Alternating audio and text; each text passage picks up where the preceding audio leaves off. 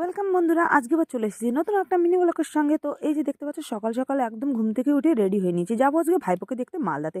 তো বাজারে চলে এসেছি, বাজারে এসে একদম গাড়ি পেয়ে গেছি, আর গাড়িতে বসে ওয়েট করছিলাম কখন ড্রাইভার আসবে আর কখন আমাকে নিয়ে মালদাতে যাবে। তো তারপরে ফাইনালি ড্রাইভার চলে আসলো আর রওনা দিয়ে দিয়েছি।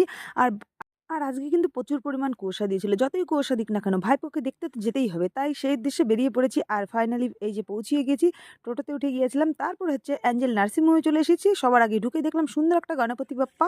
তো ওখানে একটা প্রণাম করে নিয়ে তারপরে আমার পুচকু বাবাকে দেখে নিয়েছি, আর পুচকু বাবাকে দেখে তারপরে বাইরে বসে আমি আর মা একটু চা বিস্কিট খেয়ে নিচ্ছিলাম। আর সকাল সকাল এতটা রাস্তা জার্নি করে এসেছি, একটু চা না খেলে হয় নাকি।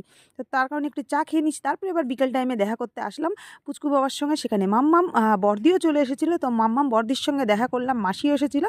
তো মাম্মাম আর বর্দি এখন আবার চলে যাবে দেখা করে। তারপরে আমি আর মা আবার মাসি বাড়িতে চলে আসলাম। আর এই যে ভাই আমাকে আজকে চা করে খাবে। তো আজকের মিনিটটাই পর্যন্তই, দেখা হচ্ছে নতুন একটা মিনি ব্লগের সঙ্গে।